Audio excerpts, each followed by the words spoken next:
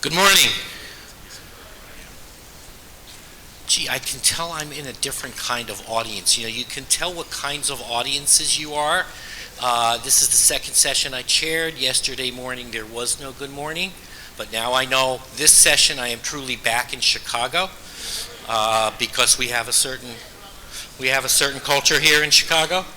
Okay, I want to welcome everybody to a session where we're going to talk about Barack Obama, and we're going to talk about how historians think about a sitting president, which is in many ways a problem. How do we write a history of somebody whose work is not yet finished, and who we don't even know yet whether his work is not yet finished? And this is, for historians, this is something interesting. It's an interesting methodological question, and we also have some substantive questions.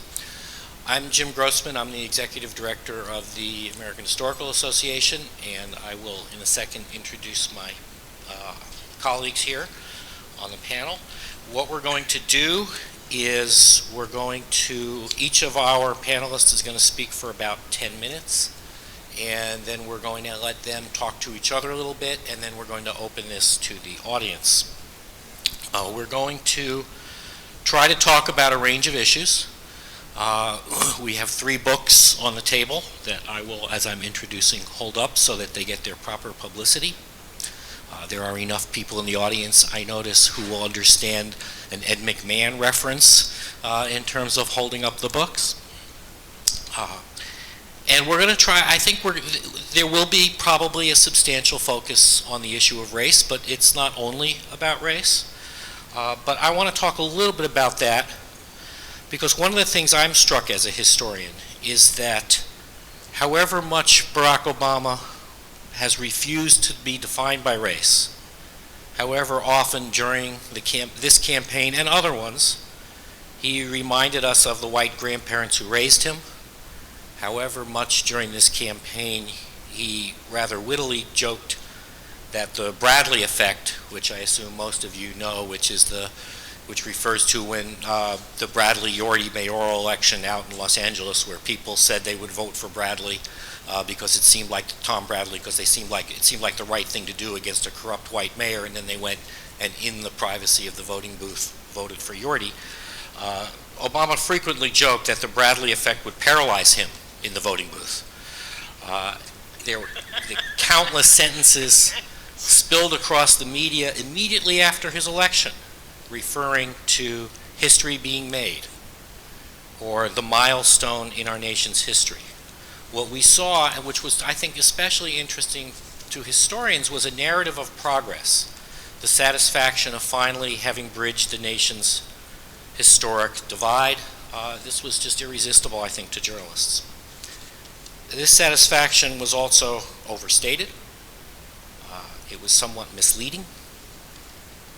As Americans congratulated themselves for overcoming 4 centuries of racial oppression, they refused to recognize the extent to which Barack Obama also stands outside of that history. Barack Obama stands tall as a symbol of black achievement, but he does so as a man with no roots in those aspects of the black American experience that have poisoned American race relations. He has no roots in American slavery, the era of Jim Crow, or urban ghettos. Is it possible that the only African American who could cross the fragile bridge across the racial divide was a man unassociated with the great crucibles of African American history? This was a question that I posed in an article published the morning after Election Day 2008. I haven't seen it answered yet, and I'm hoping that this session perhaps will help us at least to address it, along with questions about how President Obama's ideas fit or do not fit with broad themes in American intellectual history, about his rise to power within the context of African American politics in the second half of the 20th century, and perhaps even the significance of Chicago as the site of his rapid rise as a politician. So, our 4 colleagues are going to take this on. By the time they're finished with their 10 minutes each, all of these questions will be answered. We will know everything there is to know about Barack Obama and the political environment in which he has existed. And I am going to introduce them one by one. Peniel Joseph is professor of history at Tufts University. He is the author of Dark Days, Bright Nights, from Black Power to Barack Obama. Before that, Waiting Till the Midnight Hour, A Narrative History of Black Power in America. He's also the editor of the Black Power Movement, Rethinking the Civil Rights Black Power Era, and Neighborhood Rebels Black Power at the Local Level. Those of you who are sitting out in the audience looking at the panel and saying, I've seen that guy before. It's because Peniel was a frequent national commentator on issues of race, democracy, and civil rights, not only on the radio, but during the 2008 election on the NewsHour with Jim Lehrer. His essays have appeared in the Journal of American History, the Chronicle Review, the New York Times, Black Scholar, Souls, and the American Historical Review.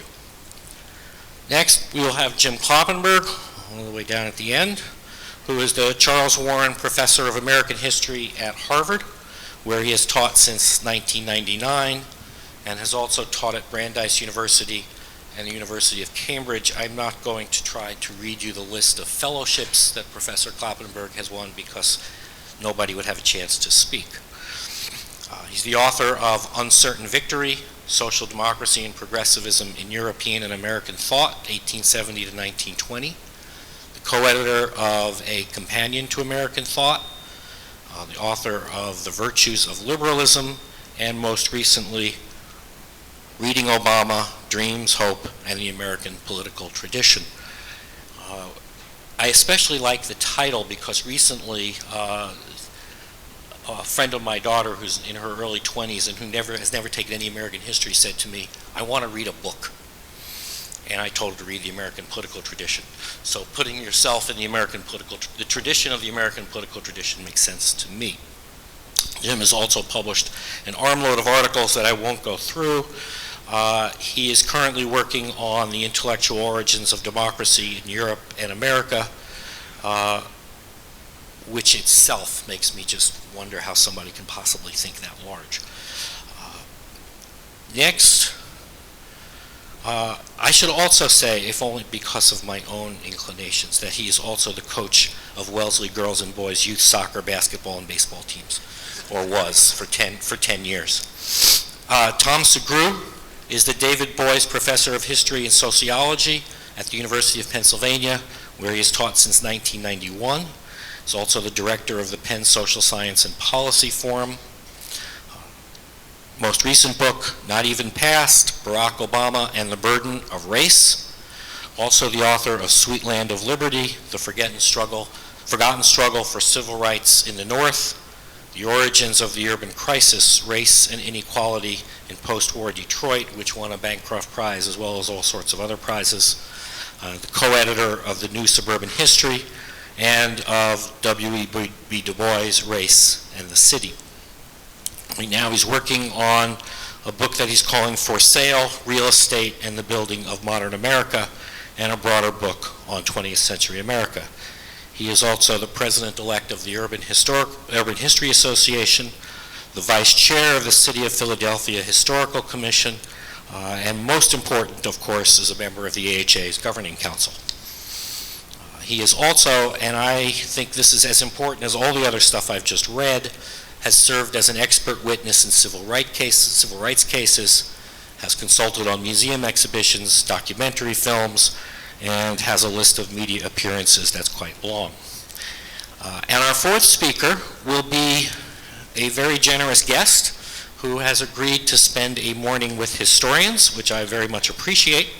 Dianne Pinderhughes is professor of the Departments of Africana Studies, Political Science, and American Studies at Notre Dame, where she has taught since 2006. She has also taught at the University of Illinois at Urbana-Champaign, Dartmouth College, Howard University, and Chicago State University, and is the author of Race and Ethnicity in Chicago Politics, a re-examination of pluralist theory. Of all the scholars on our panel, it was Dianne's work that I read before anybody else's. She is working on a book now called Race, Gender, and the Changing Face of Political Leadership in 21st Century America, and two others, one on black politics after the Civil Rights Revolution in terms of what's most relevant here. I think those are just about done. Am I right, Dianne? Yeah. She also is co-author or author of scores of articles, which include, in terms of relevance to this morning, Race, the Presidency, and Obama's First 100 Days, and Intersectionality, Race, and Gender in the 2008 Presidential Nomination Campaign. Papers that she has presented recently include Being President Barack Hussein Obama, Black Politics After the Civil Rights Revolution, Race, Religion, and Obama, which she has presented to political scientists, The Obama Questions, Race, Presidencies, and American Crises. She's also done a presentation that absolutely fascinates me, that again, sometimes I read people's CVs and you wonder how someone thinks so broadly. She did a piece called How Academics Think. And I thought, that's chutzpah to actually even try to pull that all together. I appreciate that. Dianne's level of citizenship, which I especially appreciate, she has served on the editorial boards of 16 journals. And finally, Dianne is the former president of the American Political Science Association. So we as historians, I think, are especially fortunate to have her as our guest.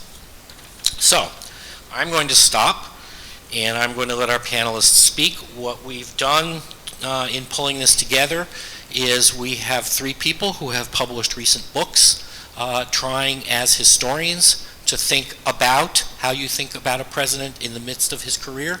And then we're going to have Professor Pinderhughes speak last. She has actually read, not only is she willing to speak to historians, she's also read all three books. So, Peniel? Okay, thank you. For my 10 minutes, I want to try and place Barack Obama in the historical context of the civil rights and black power movements. I think in the aftermath of the 2008 election, and even during that election, Obama, both as a candidate and as a subject of analytical inquiry, became the embodiment of a very specific narrative of the post-civil rights era. And this was, like Jim was saying, really a triumphant narrative. In the aftermath of the election, New York Times, the front page said racial barriers broken in the United States. People talked about post-racial America. The candidate himself in 2007 in Selma described himself as being part of the Joshua generation. And the Joshua generation was the generation that came after Martin Luther King. They were allowed to actually be in the promised land. When we think about this as historians, it really is a very, very interesting and triumphant narrative, but it's a narrative that doesn't reflect the complexity of both the civil rights and the black power movements. When we think about civil rights is rarely discussed in the context of race and democracy. The movement for civil rights was really a movement for radical small d democracy in the post-war period.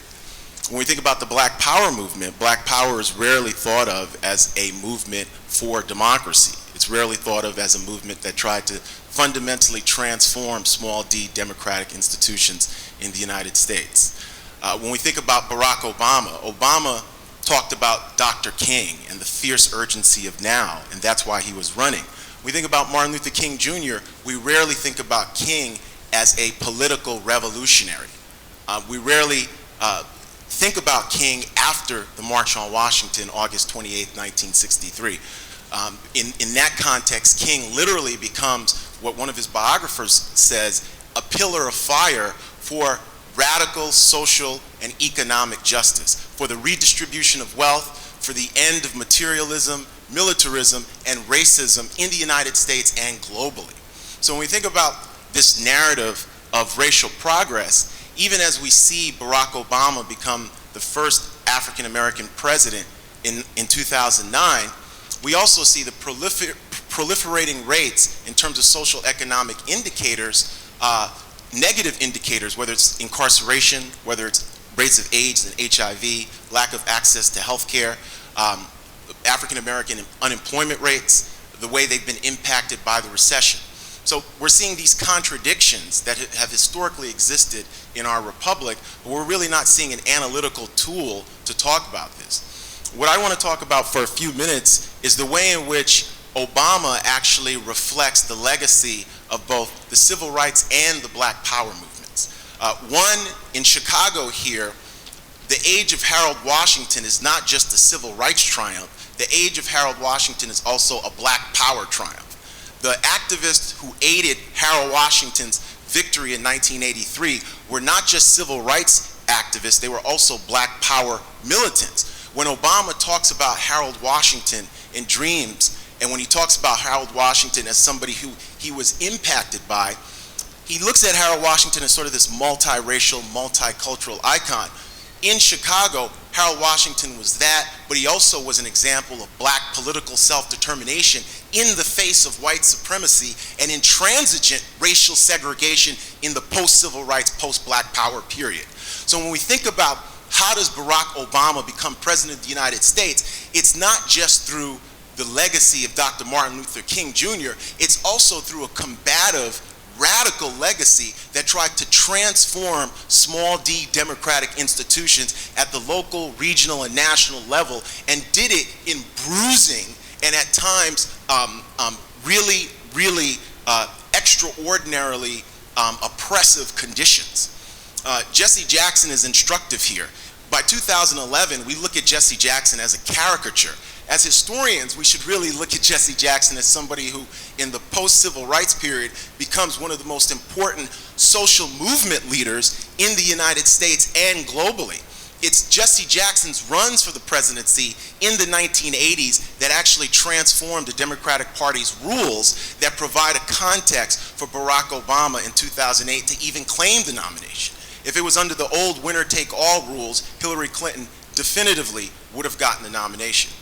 So when we think about what are the legacies, why is it important? The reason why it's important is that to understand where we are right now as a republic, as a nation, we have to understand the complicated matrices of the social justice movements of the 1960s. And in a way, we have to actually stop listening to the candidate Obama and the President Obama. As a candidate, Obama said that he was tired of the 60s being rehashed over again.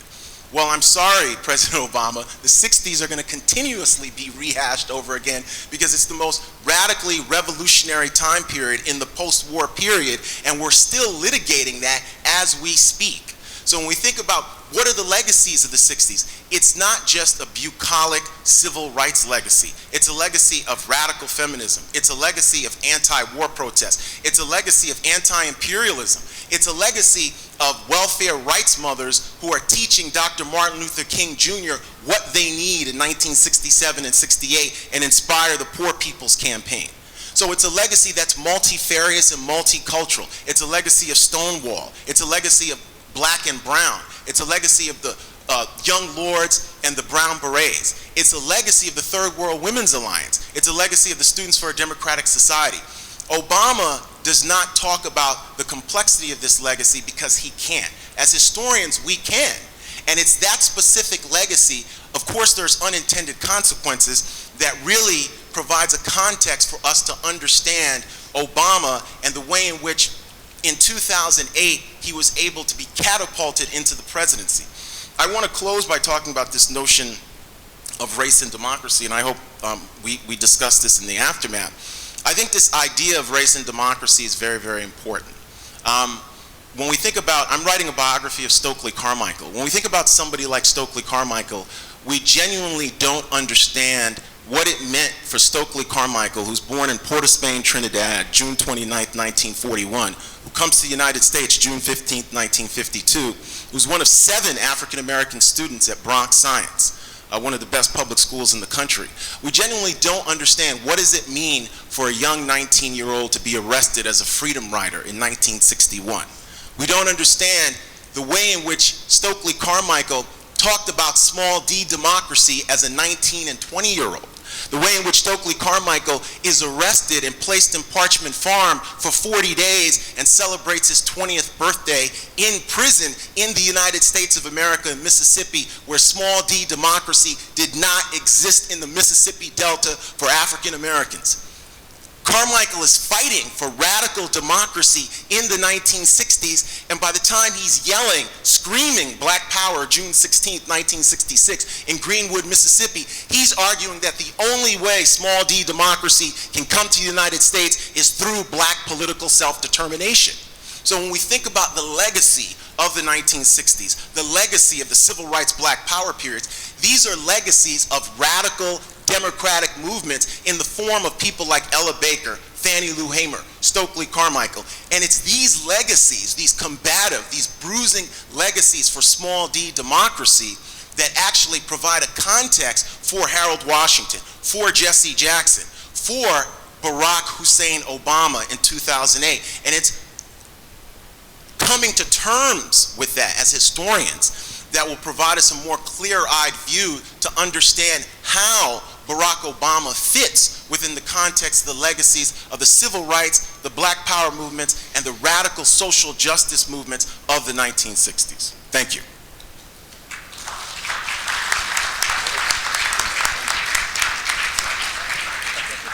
Okay, Jim, you want to follow? And I should note, by the way, very quickly, that the reference that Peniel made to Obama in not wanting to rehash the 60s, he had been saying that ever since his first runs for state legislator. This was not even something new for the presidential election. This was something he had been saying even to small groups when he ran for the state legislature. This was hardly new. So, Jim? Thanks. Good morning. Barack Obama is not Stokely Carmichael. I think Peniel will agree with that. I have a question to start with. How many of you have read Dreams from My Father? Wow. How many of you have read The Audacity of Hope? That's extraordinary. Yeah. Wow. When I began work on this in England, when I was teaching at the University of Cambridge, it was the year that Obama was elected president, and at that point, almost no one had read The Audacity of Hope. Dreams from My Father was already a very widely read and admired book, but very few people took seriously the arguments that Obama laid out in The Audacity of Hope.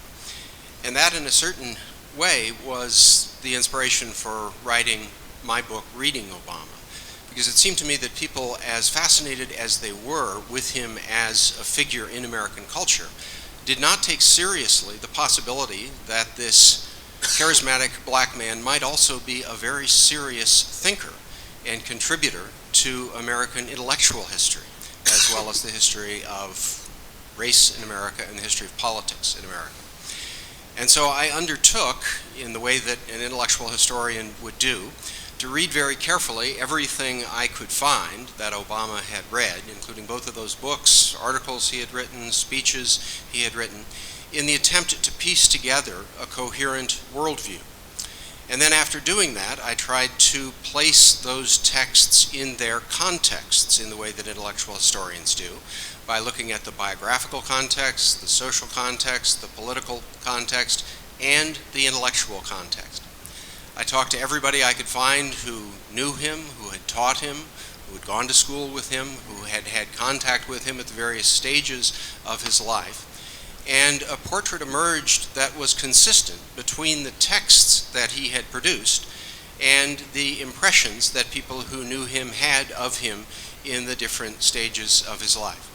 And so Reading Obama is an attempt to put together his ideas and the framework within which he came of age.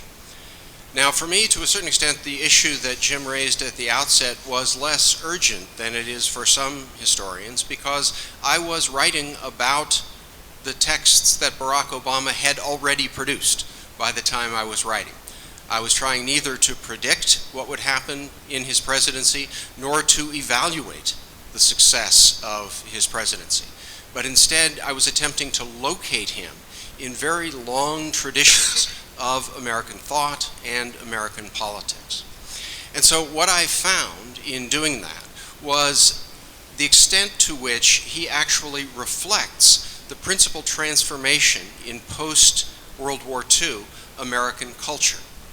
Any of you who have read Dan Rogers' recent book, Age of Fracture, will be familiar with these themes.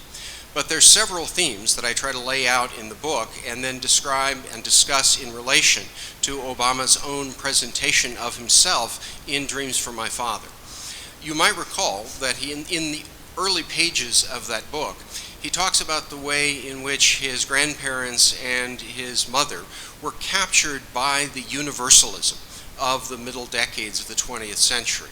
The idea of the United Nations Declaration of Human Rights, the civil rights struggle, the notion that there was a stable and universal standard of justice that people all over the world could recognize.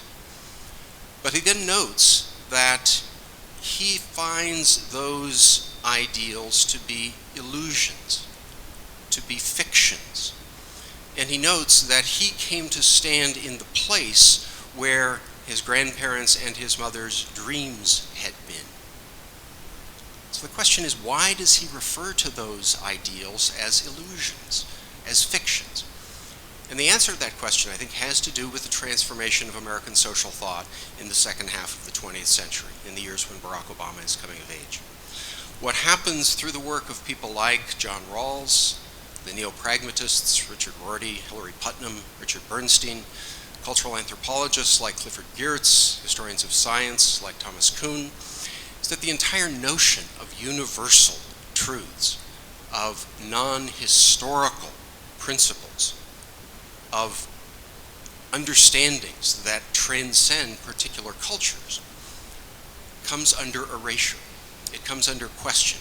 It's replaced by an awareness of the particularity of cultures, the historical shaping of all ideas and ideals, the variability of cultures, both across space and across time. And those are the understandings that emerge in the writings of Barack Obama. If you've internalized those ideas, it's much harder for you to proceed as a dogmatic partisan of a particular point of view.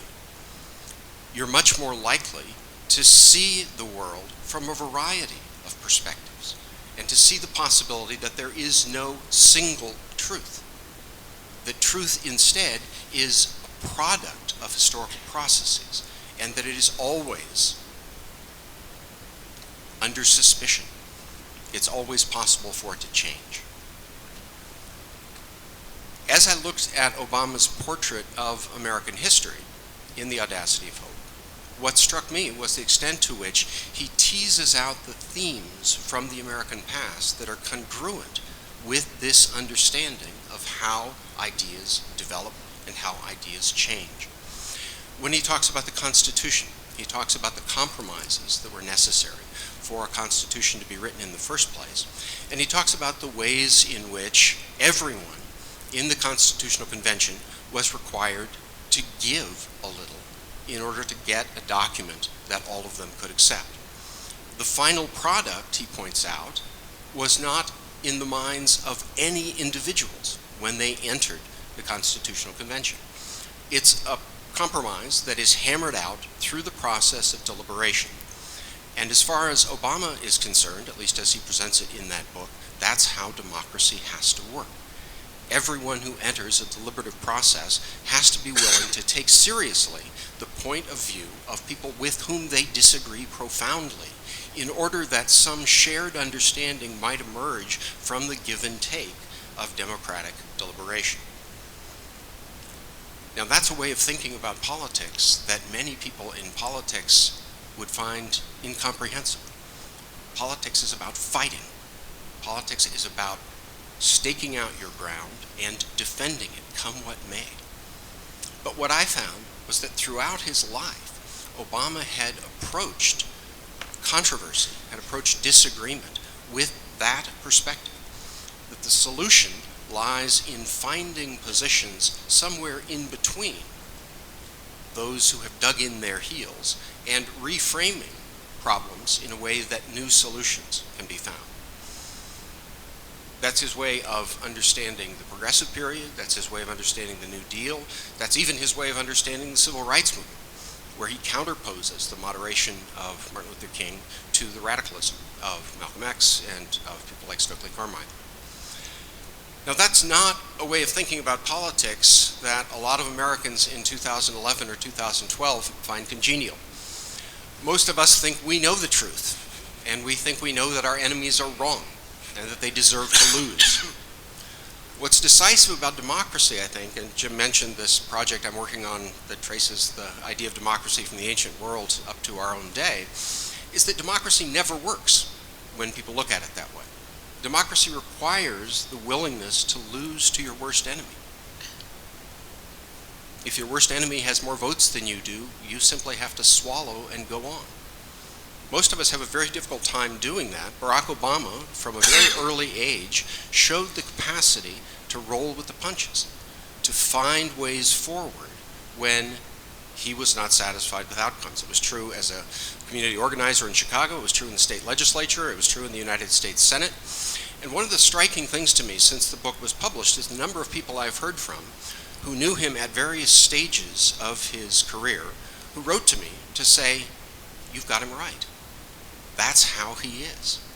Journalists have written to me to say, "I've seen this in him, but I didn't understand where it came from." One of the people he knew from Occidental sent me the letters that he had sent when he was at Columbia, in which this same sensibility, this willing to see a variety of points of view, is already present in this college junior and senior. This is an extraordinary capacity to empathize. And if you think about his speeches and the number of times he emphasizes the theme of empathy, it's what he says he took from his mother. It's what he says he thinks America needs. That was the theme of the Tucson address.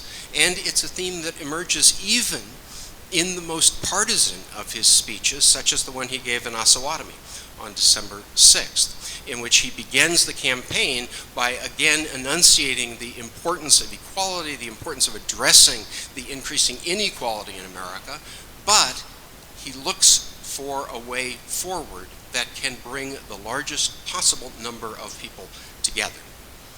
So this is the person I discovered, and this is the person whose character has been confirmed to me from the people who have gotten in touch with me, the people I've talked with in the year since the book was published. It's a person whose approach to politics and problem solving is not congenial to everybody in America. But it's the reason why I haven't been terribly surprised by the way in which the presidency has unfolded. I've been disappointed by the outcomes, as everybody on the left is, but I haven't been surprised. This man has been a moderate conciliator, an experimentalist rather than a dogmatist from the earliest days that we have tracking of who he was. And I suspect that although he will become more of a partisan in the campaign in order to win the re-election that I am confident he will win, I suspect when it's time to govern, he will continue trying to do what he has done his entire life, and that is to find common ground and to move gradually, slowly, incrementally in the direction of a more robust democracy, which is where he would like to see us go, but that he thinks we can only achieve through the process of compromise and conciliation, not through the process of increasing partisanship and deepening hatreds. Tom? For those who came in late, our next speaker is Tom Sugrue from the University of Pennsylvania. Great. Thank you very much, Jim. It's, I think, appropriate that I follow both Peniel and Jim because in many respects my approach to studying Barack Obama is something of an inadvertent synthesis of their two approaches. That is, I began the project of writing about Obama in the aftermath of the publication of my History of Civil Rights in the North, which my publisher decided to release on November 4th, 2008. Suffice it to say, nearly every conversation that I had about the history of civil rights in the North and the history of civil rights more broadly in the United States came down to Barack Obama's relationship to it. It's a relationship that's surrounded by myth and by legend. Myth and legend that comes out in part of the ways in which, as Peniel pointed out, political commentators and the news media interpreted Barack Obama's election as the culmination of the African American freedom struggle. It also grew out of the ways in which Obama himself fashioned a political identity, fashioned a narrative for himself in relationship to America's long history of civil rights. He read and grappled with, as a high school and college student, with the works of civil rights and Black Power writers, and by the 1990s and 2000s had cast his lot with a vision of the canonical Southern freedom struggle led by an ostensibly moderate Martin Luther King Jr. He launched his campaign for the U.S. Senate in Springfield, Illinois in 2004 with the refrain, "What would Dr. Martin Luther King Jr. say?" What Martin Luther King Jr. said, as Obama went on, was that he was an advocate of a still vaguely defined but key word in Obama's vocabulary, change. Obama continued to fashion his relationship to that version of the civil rights movement in his famous speech commemorating the anniversary of the Voting Rights Act in Selma in 2007, in which he described his generation as the Joshua generation in contrast to the Moseses of the civil rights struggle. And many commentators in the aftermath of that, including the New Yorker's wonderful writer David Remnick and Gwen Ifill, have developed the Moses and Joshua metaphor to draw a contrast between Obama and the supposedly militant, angry, and prophetic civil rights activists and Black Power activists of the previous period of history. This view, I contend, and I won't elaborate on it here to keep within my 10 minutes, this view of African American politics ignores one of the most important currents, one that profoundly shaped Barack Obama's political strategies and political vision, and that is the fundamental pragmatism of African American politics. The media's focus on a handful of polarizing figures, particularly in the 1970s and 1980s, obscured the importance of Obama-like African American political figures who had to fashion interracial coalitions and who proffered a version of what would be considered moderate politics that stands in contrast with people like Coleman Young and Sharp James and others who offered a more fiery version of African American liberation in that period. Obama, in many respects, is the heir not to Martin Luther King Jr., not to Malcolm X, not to Stokely Carmichael, but of Ed Brooke, the first Republican African-American elected to the Senate in 1966 in Massachusetts, or Harvey Gantt and Douglas Wilder.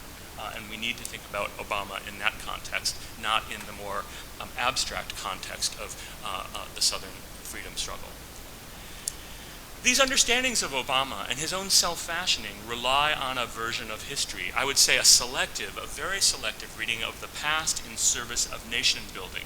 The acts of memory, this creation of an imagined present, rely ultimately on a selective understanding of Obama's relationship and indeed Obama's place in the history of America over the course of his adult lifetime.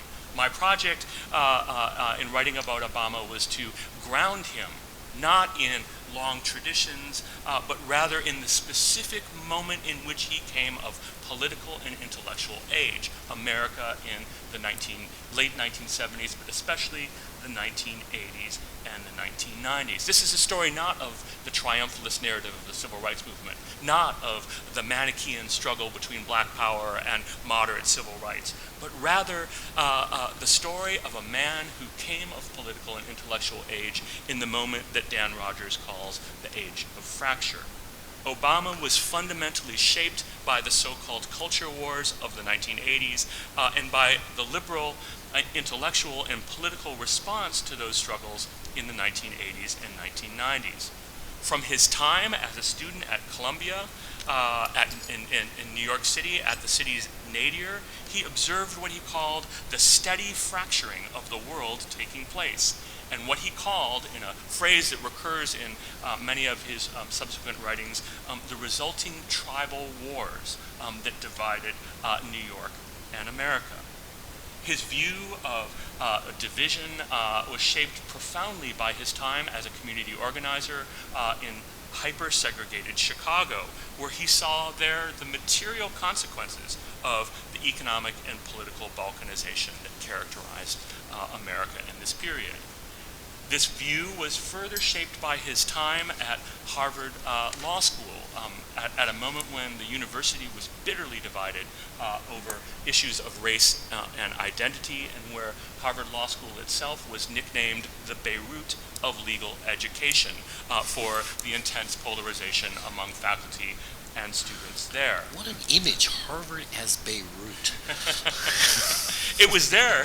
It was there on Beirut on the Charles that Obama, along with his time in New York and Chicago, where Obama diagnosed a problem, polarization and distrust, and began devising a set of solutions. Those solutions, which I'll elaborate on in a little bit more detail, first focused on interracial coalition building. This was something that grew out of his experience as a community organizer in Chicago, but also was profoundly shaped by his encounter with then Chicago sociologist William Julius Wilson, whose work Obama encountered first while he was a community organizer in Chicago, and which profoundly shaped his understanding of the fracturing of America in the post-1960s period. Indeed, one of the most remarkable encounters in Obama's autobiographical writing was his first meeting with the Reverend Jeremiah Wright of Trinity United Church of Christ, his controversial pastor, in which Obama and Wright discussed Wilson's book, The Declining Significance of Race. Wright saying something to the effect of, "Who is that cat at the University of Chicago who believes that race doesn't matter anymore?" And Obama, on the other hand, going on to talk about the ways in which Wilson's analysis of the situation in Chicago, as well as his policy solutions, made a great deal of sense to him, despite the appeal of Reverend Wright's theology. This leads to the second and related point, and this is one that was shaped very much by his time at Harvard. Obama developed a strategy of advocating for respect and dialogue across political divisions. This was perhaps best represented in the remarkable moment when he was elected president of the Harvard Law Review, in which he built an unlikely coalition of African American students, ranging from liberal to left at Harvard, and key members of the Federalist Society, which was then a budding and increasingly influential organization at Harvard and many other law schools. Next, Obama shaped a vision that emphasized building on the work of Wilson, but also many key Democratic Party strategists, as well as liberal political scientists and political sociologists, a critique of American social welfare policy from the New Deal and especially from the Great Society. He emphasized universal rather than targeted social programs, to use the language of the social scientists at the time. Ostensibly universal programs like Social Security versus targeted programs like aid to families with dependent children or affirmative action. Next, Obama offered his own version, one that he moved to gradually and reluctantly, not overnight, but his own version of a Clintonian politics of what some have critically called triangulation, one that Obama was initially quite skeptical of. He described when he was running for election in one of the most liberal state senate districts in the United States, encompassing Chicago's South Side and Hyde Park. He ran first against what he considered to be the cruel and heartless policies that were advocated by Clinton. Of course, he runs for political office in 1996, just at the moment when Clinton and Gingrich and their respective parties are hammering out, among other things, the creation of TANF through the Personal Responsibility and Work Opportunity Reconciliation Act of 1996. He's a reluctant Clintonian at first, but by the time he begins to move onto the national stage in the early 2000s, he has come around to supporting Clinton's welfare policy, and indeed embracing something that is very similar to Clinton as well, and is rooted in the next major influence on Barack Obama, a politics of personal responsibility. One that surprises many observers of Barack Obama, one that led Jesse Jackson to express outrage at Obama quote, airing the dirty laundry of the African-American community, but which is a consistent theme in Obama's speeches, especially to black audiences. Cousin Pookie, get off the couch, he intoned in Selma, at Apostolic Church in Chicago, at the NAACP conference for its 100th anniversary in 2009. He likewise proffered a politics of personal responsibility, particularly targeted toward African-American men taking responsibility for their families and children. This grew out in part of the liberal critique of the failures of social policy as they saw it in the post-war on poverty years, but also of Obama's encounter with the side of the theology of the Reverend Jeremiah Wright in Chicago that went mostly uncommented on and unobserved by the mostly white journalists who had little understanding of African American theology and did not see what Obama pointed out in his Philadelphia race speech in 2008, the fundamentally conservative aspects of parts of the theological vision of Jeremiah Wright. It wasn't just goddamn America, it was also pull yourselves up by your bootstraps. And Wright's vision coming from the pulpit was one shared by many African Americans, including Obama, and one that dovetailed well with his attempt to position himself in the Clintonian wing of the Democratic Party.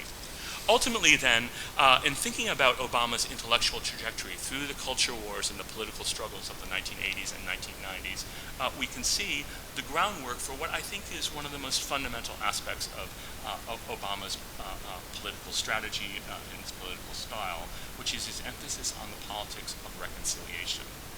Obama's resolute bipartisanship, which some initially saw as a political tactic or strategy to broaden his base of support, is one that he's clung to.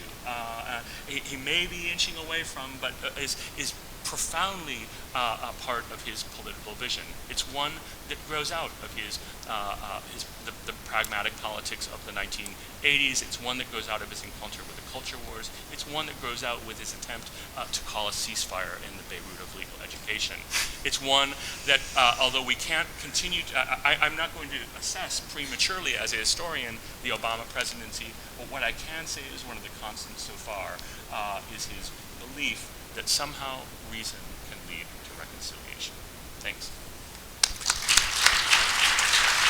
Thank you. Thank you, Tom. Just a reminder that when Barack Obama came to Chicago in 1985, Chicago was known as Beirut on the lake. So the metaphor just kind of rebounds place to place. Dianne Pinderhughes is our final speaker. All right, thank you, Jim Grossman, and thank you for inviting me to join in this discussion of and with historians and on the Obama narrative. This array of books by Neil Joseph, Jim Kloppenberg, Tom Sugrue offers a complicated, rich, challenging set of interpretations of the man, the president, the intellectual figure. And I would say that their strikingly different approaches offer, as a group, dramatically distinctive approaches from much of the work on this in political science, on Obama and on his presidency.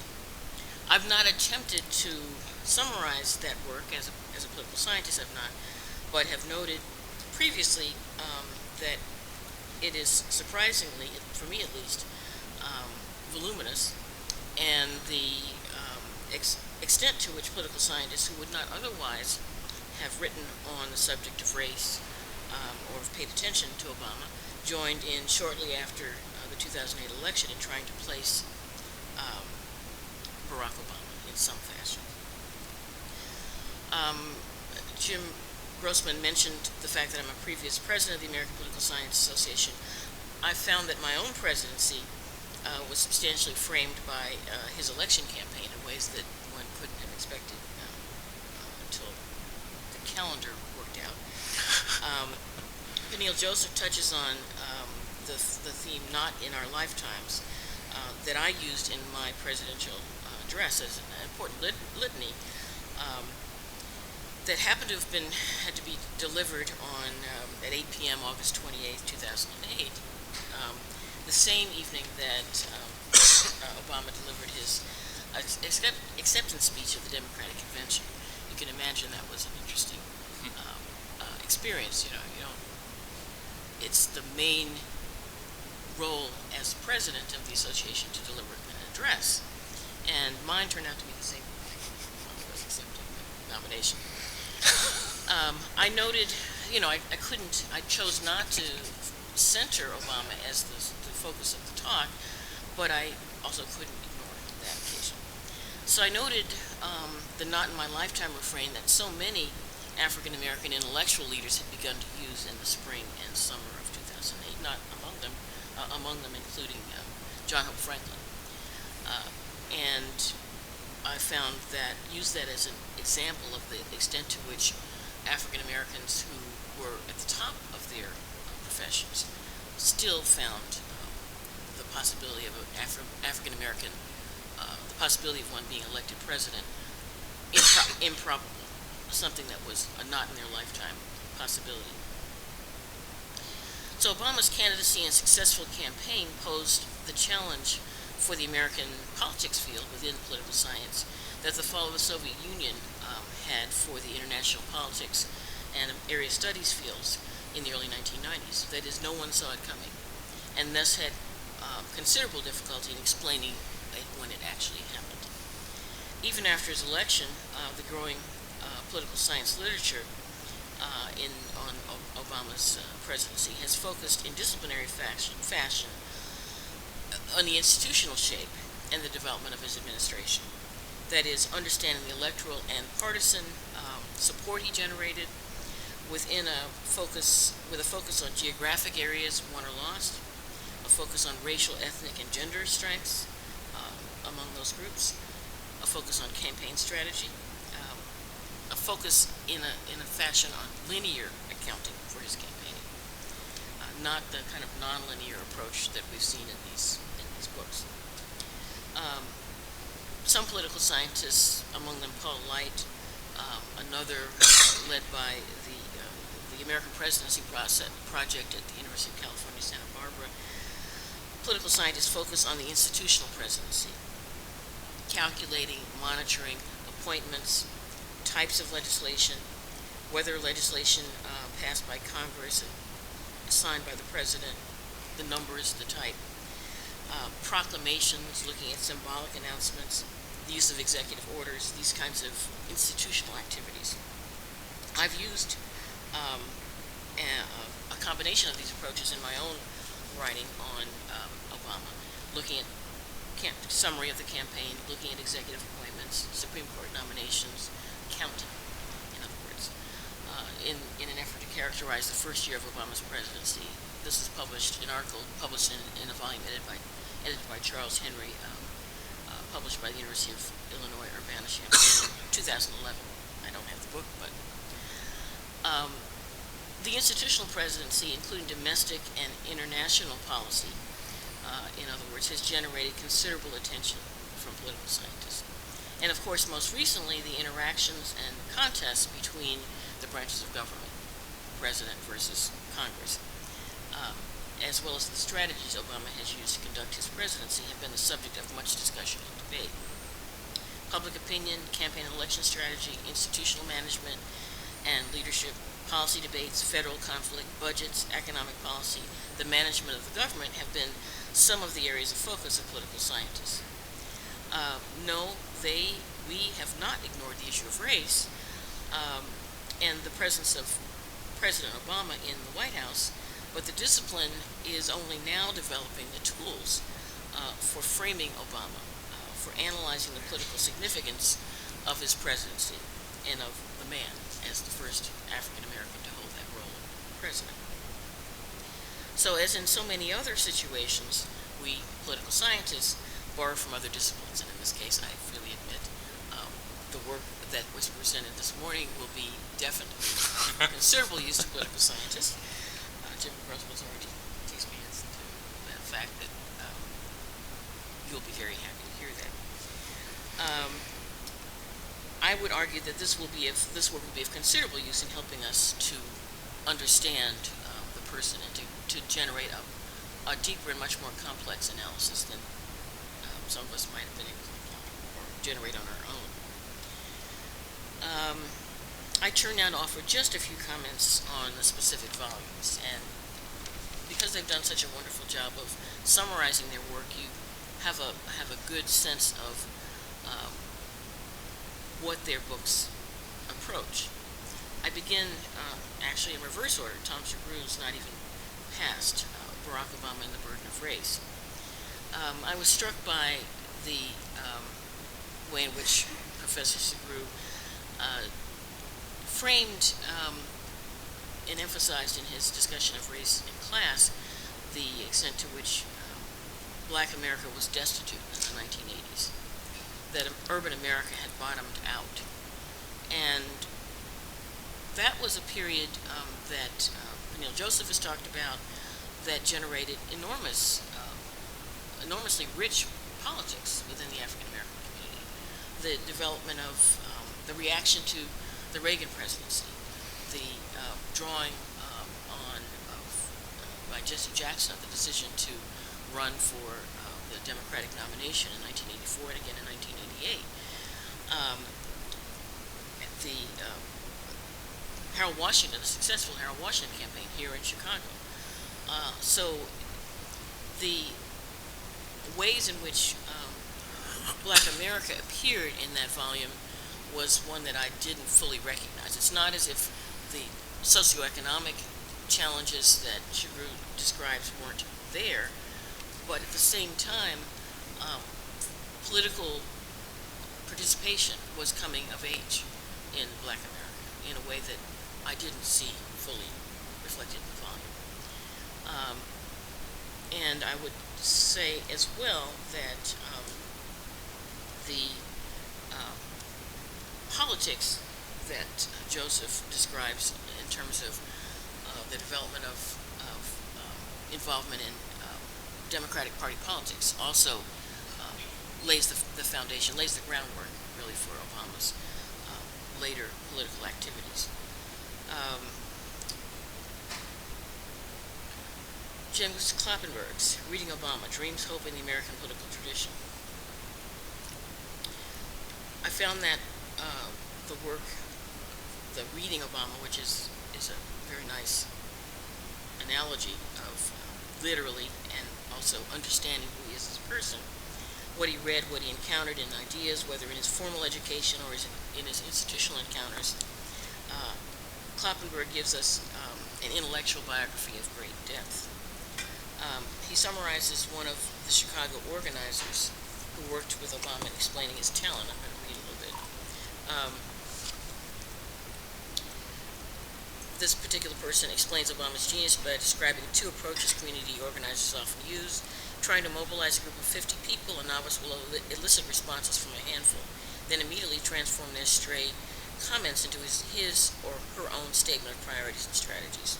The group responds, not surprisingly, by rejecting the organizer's recommendations. By contrast, a master takes the time to listen to many comments, rephrases questions, and waits until the individuals in the group begin to see for themselves what they have in common. A skilled organizer then patiently allows the animating principles and the plan of action to emerge from the group itself. That strategy obviously takes more time. It also takes more intelligence, both analytical and emotional. Groups can tell when they are being manipulated, and they know when they are being heard. According to Kroglich, Obama showed an exceptional willingness to listen to what people were saying. He did not rush from their concerns to his. He did not shift the focus from one issue to another until they were ready. He did not close off discussion about strategy, which were left open for reconsideration pending results. What's striking to me about, as I read this phrase, was that this reminded me very much of Ransby's and Payne's Ella Baker in Mississippi and in Snake. And for me, this is the kind of highest praise that one can offer a political organizer, a community organizer. But it's about our president, an unusual kind of president we do have. Peniel Joseph, Dark Days, Bright Nights, From Black Power to Barack Obama. It's clear to me that, and if you saw from his presentation, that Joseph is claiming Obama as as a product not just of the civil rights movement, but also of Black Power. And I think his presentation made that point particularly strongly. And I have a quote as well. Barack Obama's audacious presidential candidacy, invigorating campaign, and stunning victory reflects the contours of Black Power's contemporary legacy, relationship with civil rights struggles, and enduring impact on America's national racial dialogue. But while Obama invoked the civil rights era throughout his campaign, he largely ignored Black Power, with the exception of one passing reference that chided critics for focusing on identity politics at the expense of larger, more pressing issues. Yet, without the Black Power movement's combatively robust efforts to refashion the politics of citizenship, identity, and democracy, that phrase that Joseph uses of race and democracy, Obama's candidacy, campaign, and election could not have occurred. Black Power allowed American citizens of African descent, perhaps none as notably as Obama, to be rooted in the Black community without being narrowly defined by it. One of my reactions at hearing his presentation was to make reference to some social scientists, James Jackson, Shirley Hatchett, and Patricia Gurin at the University of Michigan, in an old book of theirs, but it was the first work that was done on the African American public opinion, Hope and Independence, which reflects both dimensions of the civil rights movement and the Black Power movement. The idea that blacks would hope to be incorporated in American politics, but they'd also keep some notion of independence from American politics, because they knew that both of those dimensions were part of their long-term challenges in American public life.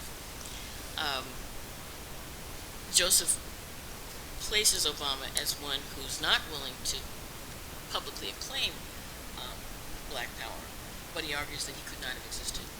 He could not live in the White House without the importance of the standing of the complexities offered by Black Power. There's more to be talked about. Jim and I actually had coffee last Saturday morning in Washington, D.C., and one of the things I will talk about in the discussion is the role of Chicago as a place from which Obama comes into his political maturity.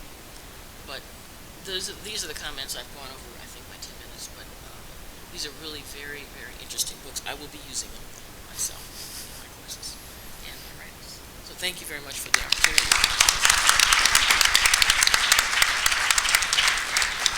Okay, before we open this to the audience, does anybody on the panel wish to, Peniel?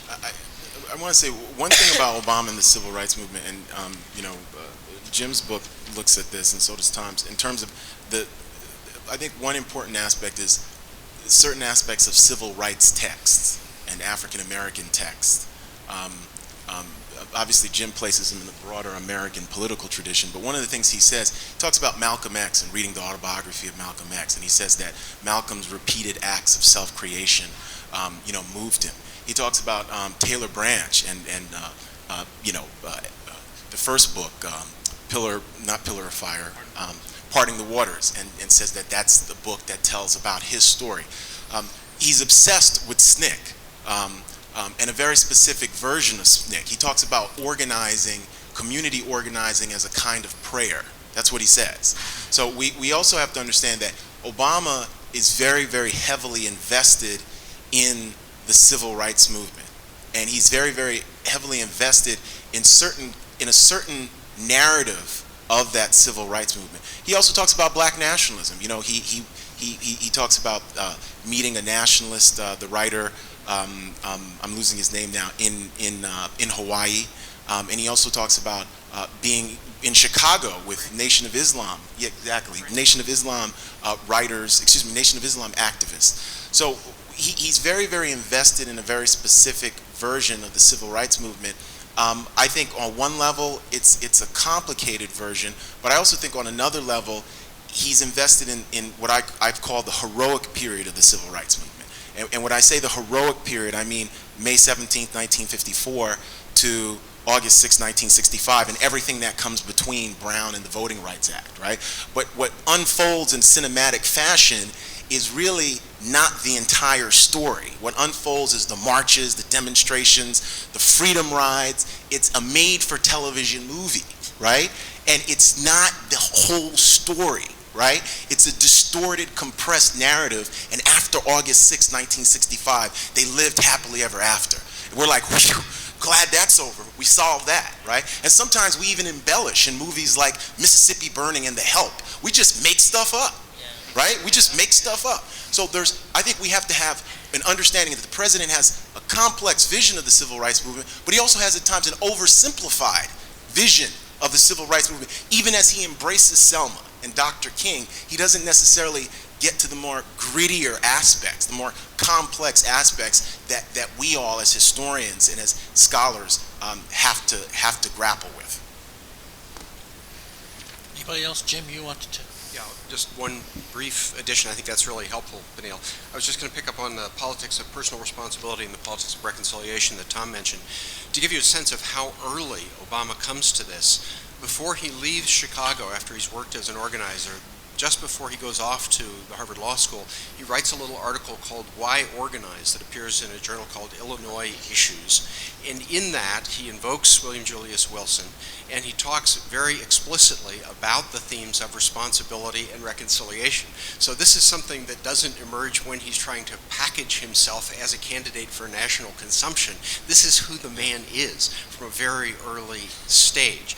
And I realized as I was reflecting on what I ended up saying in my 10 minutes that I didn't pay much attention to the shaping influence of the African American intellectual tradition, because I want to emphasize the extent to which Obama is part not only of that tradition, but also of other parts of the American tradition as well.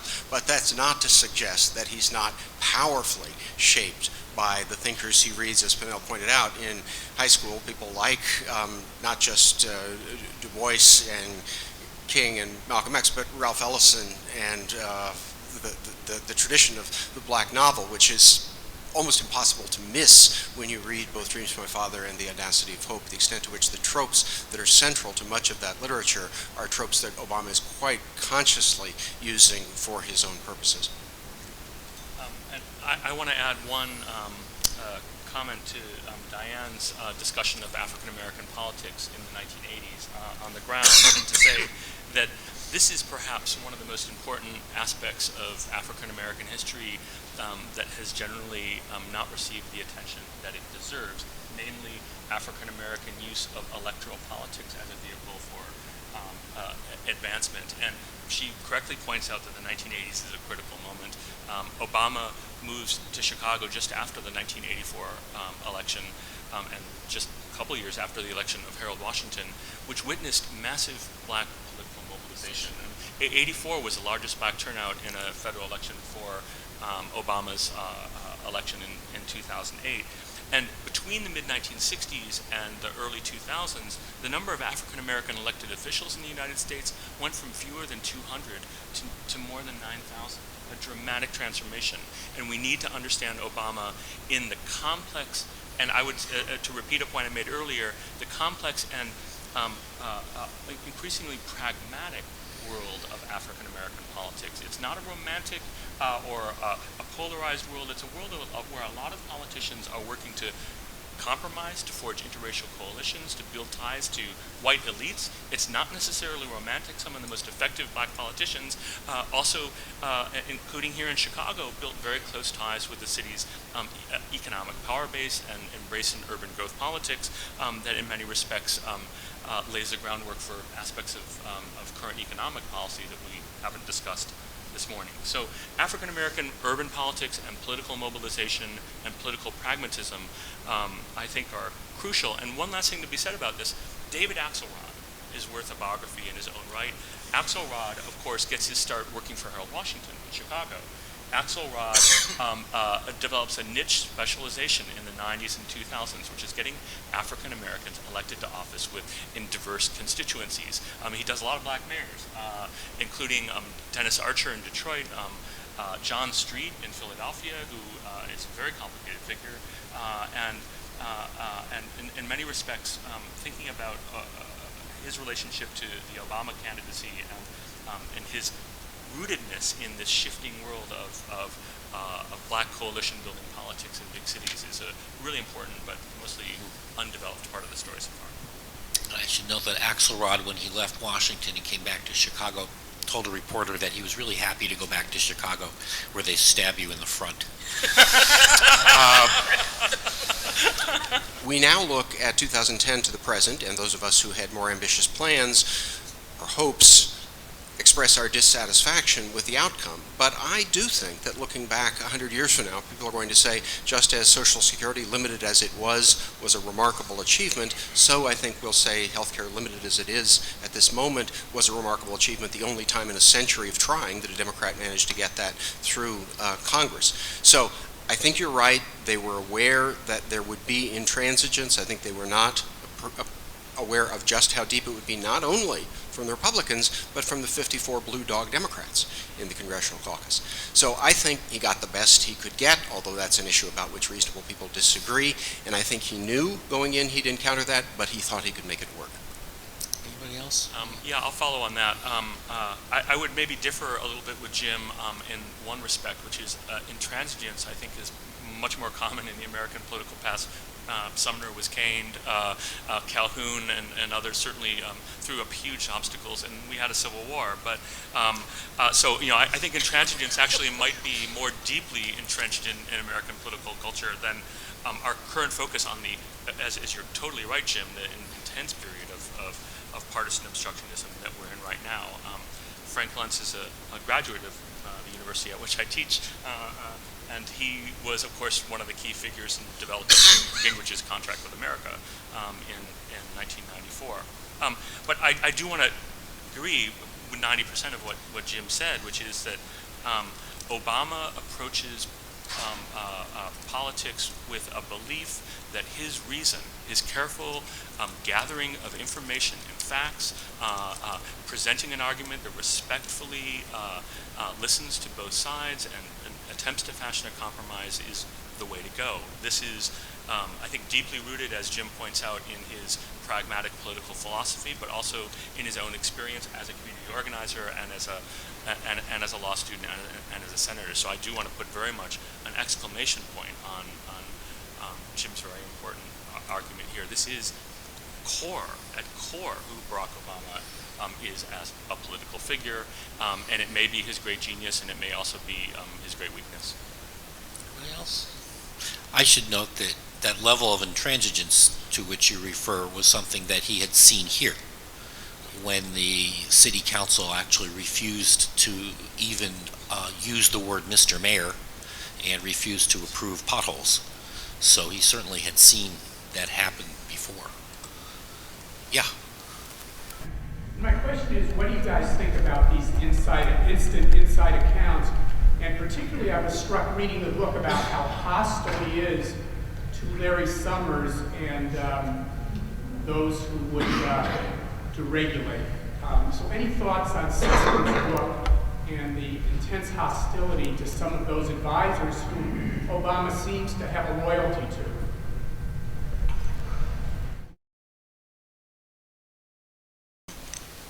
It's going to be very, very subjective, because in that book he portrays Obama in an uncharacteristically sort of diffident way, where he's not as confident as most people, most insiders portray him.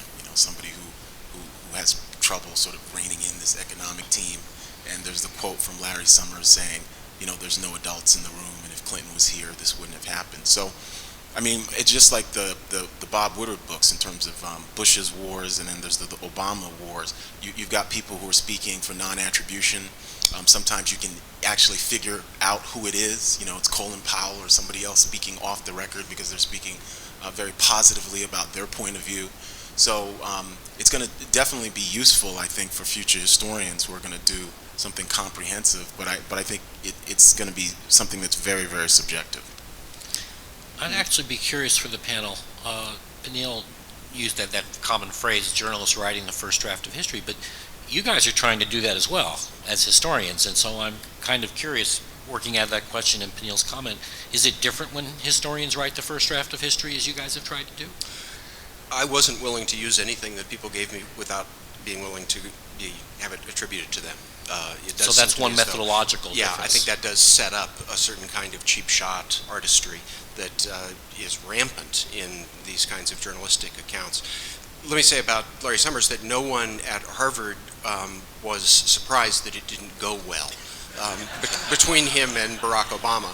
That it would be difficult to find two people with more different sensibilities than the two of them. And one of the things that has been striking to me is the number of people who have contacted me who've said, even if they can't stand this approach of Obama's, that it is who he is. That this does go all the way down for him. This is not posed. This is not something that he simply puts on for public consumption. He really does think, as Tom put it, that there will be a better solution if everyone adopts the approach that he adopts, of listening carefully and respectfully and surveying a wide range of views. I don't think it's unfair to say that no one who knows Larry Summers would accuse him of ever having adopted that strategy. And the difference between them caused many of us to scratch our heads when the decision was made. And some of the people who've argued that the appointment of both Summers and Geithner was a very carefully calculated strategy to convince the banks things were going to be okay. Now, many of us on the left were horrified by that being the signal that was sent. But I think that that evidence is getting pretty solid through the years, that they knew what they were doing, they had their eyes open when they made that decision. And whether we like it or not, it had the effect of stabilizing things and keeping them from getting even worse than they were. Now, if there hasn't been the recovery we'd like, there are a variety of reasons that we might identify for that. But I think you're quite right that that was a mismatch from the beginning, and that the dissatisfaction that people who know they are right and know the right answer have with somebody who's less sure was predictable and strikes me as accurate. I'll go to the first draft question very quickly and say that when I decided to write about Obama, I deliberately decided to focus on the period leading up to his presidency, for which I could find lots of documentation, including a lot of stuff that no one had really looked at before, to really try to flesh out that story. But I write with the modesty that this is a history that will only fully begin to reveal itself. Obama's own memoirs are, like all memoirs, in many respects self-serving. They conceal as much as they reveal, and it's going to take time for us to get a full account of the pre-presidency as well as the presidency and beyond. We'll need accounts like Susskind's book and take them for granted because so many confidential interviews are self-serving, especially at this moment in a presidential administration. We'll need the post-presidency oral histories that are an indispensable source, and especially when records get open from the administration. So I don't think there will be a really great biography of Barack Obama written, especially about his presidency, until 10 or 20 years from now, when we have access to the full range of sources we need to tell the story. So Susskind's book will be a really good primary source, but is it going to be the last word? I highly doubt it. So I think we need to, as much as possible, I mean, I'm a political citizen. I have strong opinions on Obama administration's policies. I'll weigh in on them. But I wouldn't do that as a historian because in many respects I think I can't see completely the direction that policies are going to go. Things that seem minor now might 10 or 15 years from now prove to be really consequential. Things that we focus a huge amount of our media attention on now, or our political energy on, are things that might prove in many respects to be ephemeral. I mean, for example, some of the most important work as political scientists and historians working on the executive branch show happen in the executive branch agencies. That's off the media radar, except for at a few key moments. A lot of very interesting stuff is happening there, and we're not going to have the full picture of it until political scientists begin gathering that kind of information, until government records are made available. Yeah. Of experiences that go back to slavery.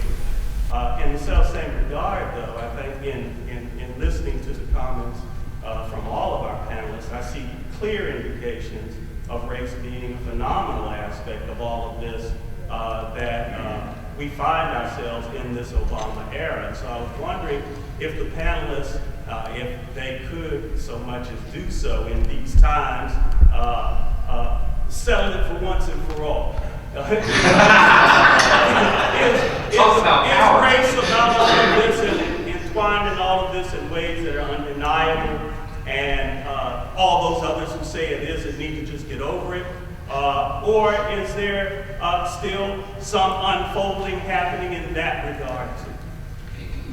Quickly, I'll say that on one level, race is obviously permeating through the whole Obama presidency, right? And during the campaign, we saw it with Jeremiah Wright, and we saw it with the famous race speech, I think it's March 18, 2008, that the president gives.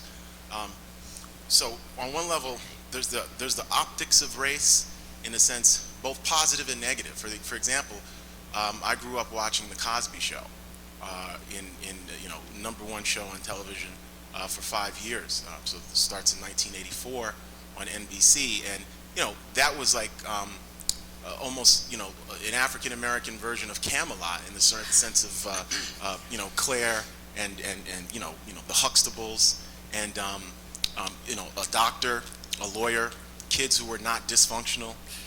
There was an episode that ended with them watching the I Have a Dream speech.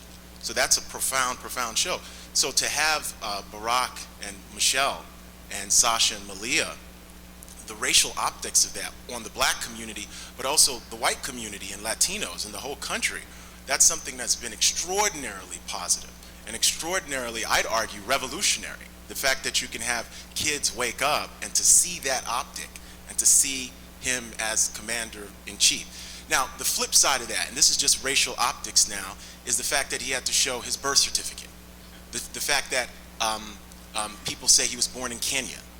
The fact that they're calling him Hitler and Tea Party and stuff. So there's been certainly a fundamental disrespect of the office of the presidency that coincides with his election.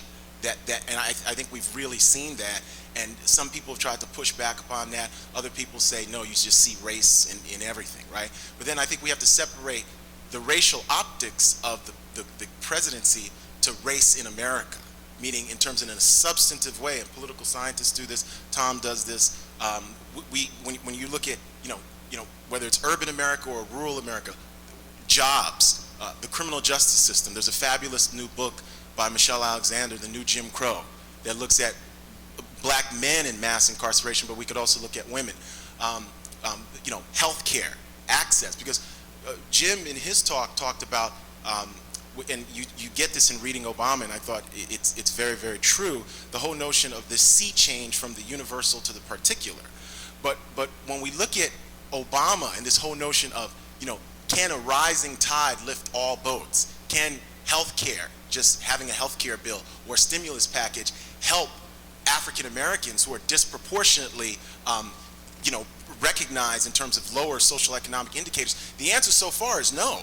I mean, the White House just released in November what they've done for the black community, right? They're trying to shore up the base. But the answer in terms of empirically is that since the recession, the black middle class has been eviscerated economically, right? And poor black people, what sometimes people call the black underclass, is actually, it's getting worse and growing worse, right? Especially nonviolent drug offense incarcerations. So when I look at race here, we have to look at the optics, but then substantively, if we look at 4 or 8 years, what is going to be the impact on the African American community, Latinos, gays, other different groups? And I think so far right now, it's not a pretty picture. Dianne, you want to? Yeah, a couple of things. Going back to the comment about your comments, Jim, about Obama having no roots in slavery, Jim Crow, et cetera, or urban roots. Accurate, but we who teach students who didn't live through that, or whose parents migrated to the United States, face that on a daily basis. How do you begin to explain American political history to these new generations of humans that we expect to live in this society that still deals with slavery and the urban riots and discrimination? So it's just that's a point about the fact that Obama is not singular in not having those experiences, but yet in some ways has to come to terms with the society we hope will have to come to terms with people who have not experienced that. Another example of the experiences he faced as president in terms of race, sometimes there was explicit discussion of issues of race, the whole development of the campaign in 2010 and the Tea Party and so forth. But then you've got the confused debate about whether or not Obama is a Muslim. I had one graduate student who spent a lot of time on a paper addressing that question as to whether that was a symbolic discussion of race. Not an explicit one, but a symbolic one.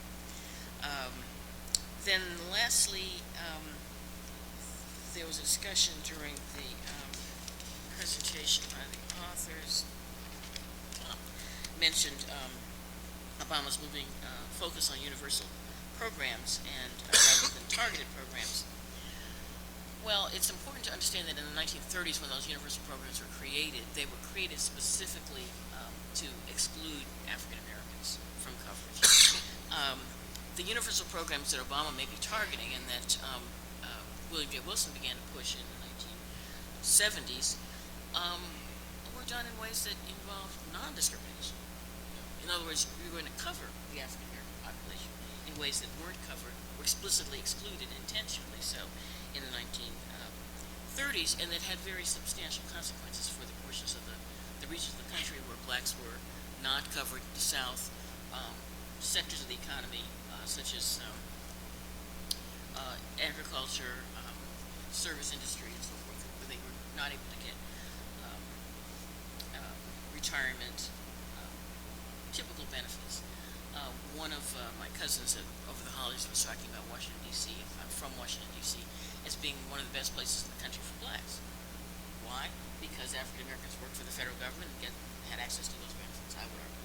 You see a relatively long period of life, relatively decent social and economic standing, a much larger portion of that population than in other parts of the country.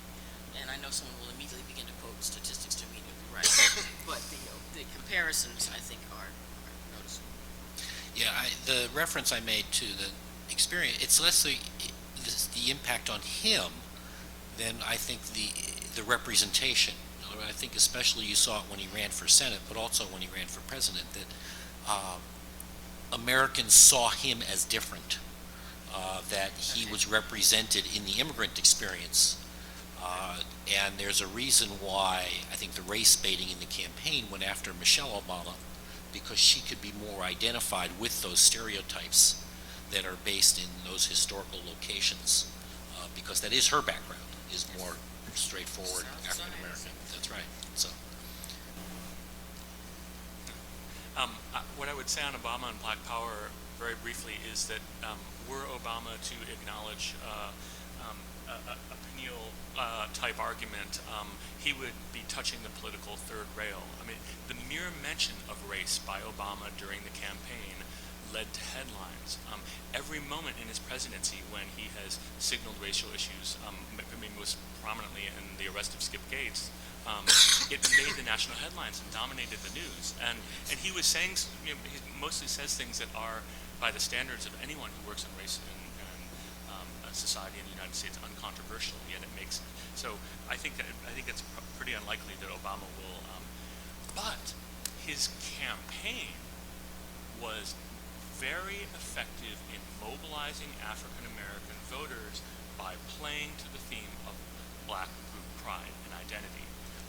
As I walk through the section of Philadelphia where I live, which is mostly African American, I see in store after store and home after home the Obama lawn signs that have never been taken down. The Holy Trinity, the black velvet paintings of Barack, Malcolm, and Martin in shop windows. And when he campaigned to African American audiences, Obama knew in subtle ways, as the political consultants say, to dog whistle, that is to say things that ordinary group outsiders don't really hear, but which African Americans do. And when he came to Germantown in Northwest Philadelphia and spoke at 3 other predominantly black venues in Philadelphia in October of 2008, he knew exactly how to appeal to the sense of group identity and pride among African Americans. So he didn't need to bring up Stokely Carmichael or Malcolm X to do that, but he built on that current of consciousness and pride that Peniel rightly sees as one of the legacies of the social movement. Tom, there's a difference between identity and pride on the one hand and power. And so the saying he appealed to identity and pride stopped short of power. And I think I would argue that the one thing that he has avoided, maybe up until very recently slightly, is the trope of the angry black man. That's the one thing that he knows, it's a line he cannot cross. He cannot be an angry black man. The paradox there, though, Jim, is that he's come off as weak. Because of that, yes. So the paradox is that, so America, I mean, he's really in a straight jacket. So you can't be this angry black man. But basically, if you look at political commentary from the left and right, they basically called him impotent, and some of it's very pointed. I've read stuff online, Move On, Daily Kos, Salon.com, Slate, where they're basically saying, you've got no balls. And they're saying it like that. I mean, it's crude. So there's this sort of emasculation project going on, too. So he's really caught between a rock and a hard place there. I think that's right. I would add this, though. Obama has never been an angry black man. Right, exactly. I mean, that's in some ways for the idea that somehow he's being constrained by a political system, that if these stereotypes didn't exist, that somehow he'd flame out, and he would really say it like it is really overlooks the ways in which, going all the way back to the time of his work as a community organizer in Chicago, he eschewed that version of political performance. Though some would argue, people who worked with him as an organizer have argued that that was purposeful, that given the man's ambition, that he flushed that out early on, knowing that he couldn't be an angry black man. I think there's one thing I'll say. I think there's a difference between being an angry black man and difference between being an angry black man and the show of strength politically that somebody like Bill Clinton or Lyndon Johnson or Ronald Reagan did. And I think that the president, people can argue, has lacked that capacity. So to show strength, you don't have to become Malcolm X and Stokely pointing and saying white folks this and white folks that to show political strength, right? And political strength doesn't even mean that you have to do it in a macho way that's anti-feminist or anti-woman. So what's interesting is that there's been a lack of a capability to project, and these are political optics here, political strength. I would agree with Jim in the recent speech that he made December 6th, he does project political strength there. He did. When he was channeling Teddy Roosevelt, right? He was saying, look, there really is inequality. Many people felt that speech should have been the inauguration speech, right? For day one, showing people your mettle. So you don't have to be this angry black man to show strength and to show competency, because that is a stereotype. And that's where it's taken him a while to get there, arguably. In the back, when you bring the president into the conversation, how does that disrupt this narrative of him reflecting these movements? And also, is it kind of dangerous to begin to craft this narrative when there's sort of a way, and I was thinking about the same thing, Dr. Sugrue, in black communities where you see the t-shirts, Martin Luther King in the background and Barack Obama in the foreground. I feel like what a terrible contradiction when you start to think about, go past the symbolism of him getting elected to the substance of his policies, not simply as it relates to like financial reform or healthcare, but in terms of social justice, inequalities that African Americans continue to face.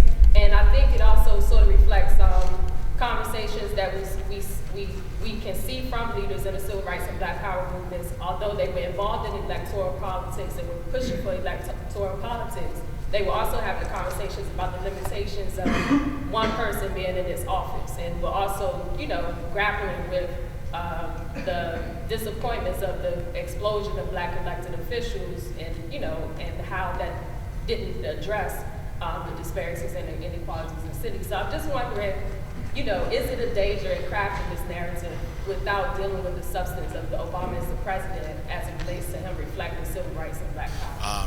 He's not Frederick Douglass, he's actually Abraham Lincoln. He's not Martin King, he's Lyndon Johnson. And people don't get that. But I also think that we have to understand, when we look at his biography, that the way in which he was influenced and the way in which America's racial landscape was influenced by these social movements and the civil rights and black power movements. And I think you can do both. So you definitely have to, I think, disaggregate and say, look, by the time he's president, you can't say a president is not an activist. A president is not a social movement leader. And again, it's very interesting. If you show a picture of who Barack Obama is with, again, Lincoln and Frederick Douglass, or Martin Luther King and Lyndon Johnson, a lot of people will identify him and say, well, he's the black person in there. And he's not. He's Lincoln. He's not Frederick Douglass. And he's not King. He's Lyndon Johnson. He's the president. But here's the thing. Civil rights and black power actually influenced the process of both his biography and the landscape and democratic institutions that allow him to become president, including the things Tom was talking about in terms of the racial pragmatism of the Edward Brooks and the Tom Bradleys and the Doug Wilders, right? But also, I would argue, the politics of racial solidarity of the Coleman Youngs and of the Ken Gibson and these other black mayors and Richard Hatcher. So what's interesting is that you've got to do both. As a cultural figure, I think you're right. Martin, Barack, and Malcolm, that's something that the black community has not necessarily teased out. They look at him as both a president, political activist, and an icon. And I think as historians, I think we can do the more complicated work. And I should note that at a session at the Association for the Study of African American Life and History a few months ago, John Bracey from the University of Massachusetts, historian, and Peniel Black, who's a Chicago activist, said exactly the same thing in the context of both Harold Washington and Barack Obama, that you, in essence, for effective activism, you need both. And it was a very compelling argument. Does anybody else want to address that one, or should we move on? Sean? But if it takes that kind of talent, Lyndon Johnson, FDR, those are partisan politicians. Those are presidents who believe in the power of party in a lot of different ways. In a lot of different ways to be president. So that's somewhat different than what I heard from Jim about the power of persuasion and what Barack's really about. So I wondered whether you might want to think about does your point actually run against what Jim said in terms of the strengths and the possibilities of bipartisanship as a real leap to the future? Or are you saying that, in fact, you have to be a president? And if you're going to be a president, you have to be something different than a community organizer or, a person who puts that stuff together. It's a different job.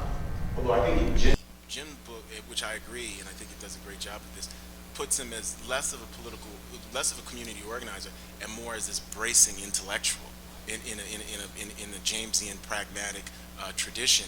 And I think he also leaves it open-ended, Jim's book, Reading Obama, to whether or not you can be, is that an effective way to govern? Is that an effective, because as historians, and Jim is the big-time intellectual historian here, as historians, it's fascinating to study and to look at. But right now, we're all citizens too, and we're I don't want to say victims, but we've experienced this deliberative process, especially when other people aren't as willing to compromise as this president. So I would say that that's open. That's an open-ended question. And I also think to be reelected and to rule and govern, if in a second term, I think we're going to see a more partisan Obama. I think we would have to see that. Jim, I would also, before you answer, add a third category to Sean's question when he says, is it possible, being a president's a different job description from a community organizer. The other criticism of Obama is that the third job is being a professor, and we've all seen that, and since we have 4 professors up there. He's also been criticized for the argument that being a president and being a professor is a different job. So if you could add that to Sean's question. Okay. We have better sabbatical time than him. If he had Lyndon Johnson's Congress, he would be a different president. It seems to me that the answer really has everything to do with the other end of Pennsylvania Avenue, and only a limited amount to do with what he has done as president. I think he's made the best of a very bad situation. And I think one of the points I wanted to bring up in relation to the critiques that have been launched in the last couple of years, a man named Andrew Sprung, about whom I know absolutely nothing, wrote a long piece in something called Ex Post Facto that appeared in August 14th, and I want to call it to your attention if you would like to pursue this. He ran through speech after speech after speech in which Obama did exactly what all of us have accused him of not doing, in which he spoke very forcefully about the need to address the issues of inequality, the issues of persistent racism, the problems of power in America, but nobody pays attention because those aren't news. That's what Democrats always say, so we don't care that he's ringing that theme again. I think this is a progressive Democrat of the sort that we've seen in the last half century. He's given a Congress, though, that is dominated by people who would rather obstruct than do anything else. And so I think he's trying to weigh the desire to be an activist against the desire to bring the centrists, who are, 60% of the American electorate, to the Democratic column for the 2012 campaign. And it seems to me that it's working. Now, we'll see. I mean, we can't know. We're not prognosticators. We're historians. And so I think I second Tom's point that we really are in the middle of things now. It's going to be very hard for the next 50 years to be able to make sense of what has and has not been accomplished. But it does seem to me as though we're selling him short as a strategist if we think that he's not alert to all of the issues that we're addressing here. I think he knows very well that he has to balance the interests and the aspirations of people in this room against those 20% of Democrats who might easily go the other way. And if he becomes the person we would like for him to become, we'll be very happy and he'll lose the election. So it seems to me that he's trying to do a very, very delicate balancing act between remaining true to the aspirations that he's expressed again and again and again, which are the aspirations of a progressive Democrat, against his realization that many people in America are not with him and with us in those aspirations. If he can bring them along, and if he can bring them along with a Democratic Congress in 2012, then I think we're going to see a very different second term. If he's reelected with the Congress he's had from 2010 to 2012, we're going to see stalemate for 4 more years. So I think this is very challenging, but everything I've read about him suggests that he's 3 steps ahead of us. He's playing chess, and the rest of us are playing checkers. He's thought this through. And I don't think that we are giving him that we're being fair to him in suggesting he's too timid, he's too much the child in the room rather than the adult in the room. I think he knows exactly what he's doing, and he's aware that if he goes into the second term with the razor-thin majority he had in the first 2 years, he's going to get very little done. He needs a substantially Democratic Congress, and so every step he takes, I think, between now and the election is going to be predicated not only on being reelected, but being reelected with a Democratic Congress that shares the views of the future of America that he has. The Johnson discussion is an interesting one, and I think Jim is right that Lyndon Johnson had a Congress that was cooperative, but sometimes Lyndon Johnson didn't have one, and in particular the Civil Rights Act of 1964. This was a case where you see a difference between strategies of bipartisanship between Obama and Johnson. Obama is what I would call an aspirational bipartisan or a motivational bipartisan. He believes ultimately that persuasion, moral suasion, will succeed. Johnson, on the other hand, crafted a bipartisan compromise in the Civil Rights Act of 1964 by cajoling, by arm twisting, by flattery and cajolery, by cutting deals. And I think one of the obstacles that Obama's faced, especially given how obstinate Congress has been, is that he hasn't, he doesn't see himself ultimately as the kind of politician, and he ran ultimately as an anti-politician, and many of his supporters liked him because he seemed somehow to transcend the gritty, messy, sausage-making world of politics. His bipartisanship isn't the kind of bipartisanship that by and large calls for that kind of messy and hardball kind of politics when Lyndon Johnson had the chance he used.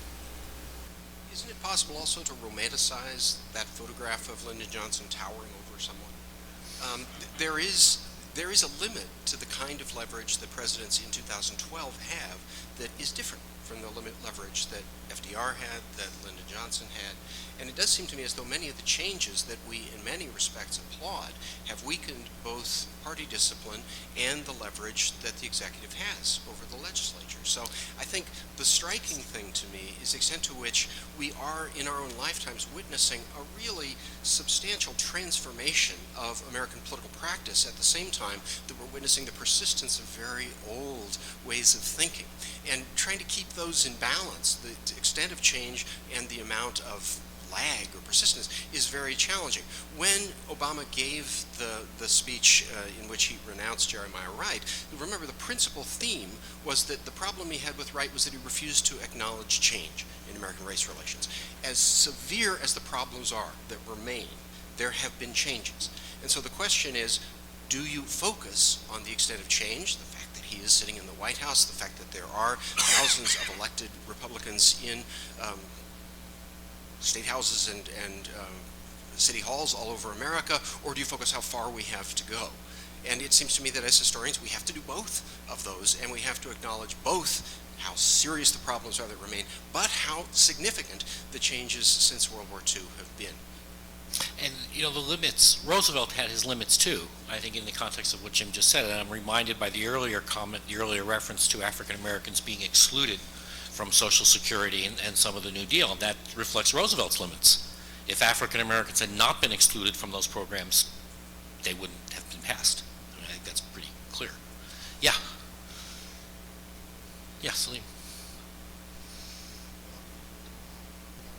One exception I make is the characterization, and we don't know where Obama's going, but the characterization of Martin Luther King is remarkable. I was thinking about, what's his name, Shore's biography of Henry Highland Garnet, in which he compared him with Frederick Douglass, which might be a Malcolm X, Martin Luther King comparison, in which, or maybe Abe Lincoln, that he said something to the fact that Douglass came to the position of Garnet as a result of an assessment of the temper of the population. And toward the end, of course, I think toward the end that Martin Luther King believed in black power, which you see in this book. Where do we go from here? But the question is whether or not a similar thing would happen with Obama, giving the rhythm of American politics and a new form of the vital center that Schlesinger talked about revisited. And Krugman characterized Obama as a reflection of the Democratic Party as a center-right party vis-a-vis a hard-right Republican Party, namely that American political scene has actually gone to the right. And in relationship to pragmatism, which we talk about in the shibboleth form, I guess, might raise unprincipledness to the level of a principle. That's another question. Now, maybe it's a heretic we need to pronounce, but that's another question.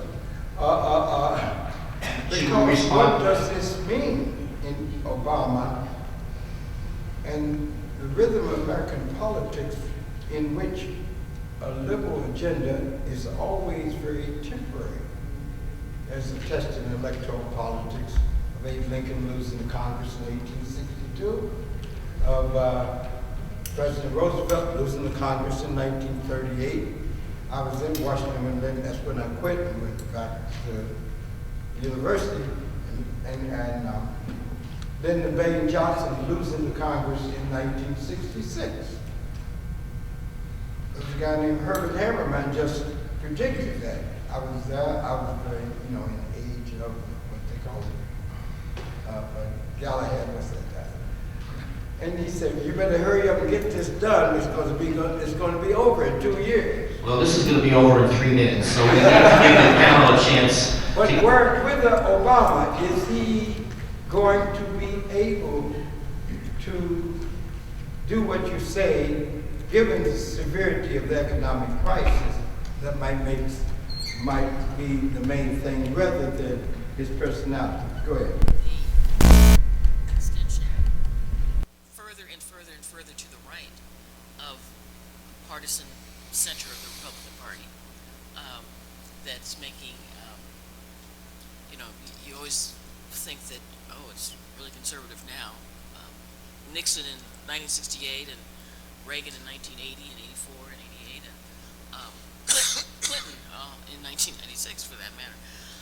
But yet it's moving even further. There's been significant movement to the right as we've seen in this last 4 years. So you raise an interesting and important question. The talents that and the philosophical commitments that Jim Kloppenberg has described in his analysis of Obama, which is perhaps the description of, I'll allude again to Ella Baker, the appeal of an academic's appeal to a certain kind of community organizing and a certain kind of philosophical willingness to listen. That's what we do as academics. That's what we do in our classrooms. Whether or not, as you stated, that's a risk that he may lose. And Jim says that in his book, that Obama may in fact lose that risk. But challenged again by the important shifts in the partisan dynamics of the American electorate, in particular, I think in response to the economic crisis we're facing, that they took a risk. They thought in choosing to vote for Barack Obama as president. And guess what? He didn't solve all of our problems. Let's get rid of them. Is anybody else? We're at 11 o'clock. Any other final comments from the panel? My only final comment would be I chaired a session yesterday where Alice Kessler Harris presented a brilliant and eloquent paper on Lillian Hellman and argued that only time allows us to ask the important new questions that historians need to ask about meaning. In particular, in this case, that for years we really couldn't understand many of the questions that she was trying to ask because we were blinded by the Cold War and by an obsession with whether or not Lillian Hellman was or was not a communist. And that only now, after many decades, can we step back and truly understand the meaning of some of the important issues that she was trying to address. And I think we'll probably find the same thing here. And in some ways, this is what's, I think, interesting for historians, is how we try to write contemporary history and yet at the same time retain the humility that's essential to our profession about the limits of contemporary history. And I want to thank all of you for being so courageous as to try to write this kind of history and to share it with us. Thank you, everybody, for coming.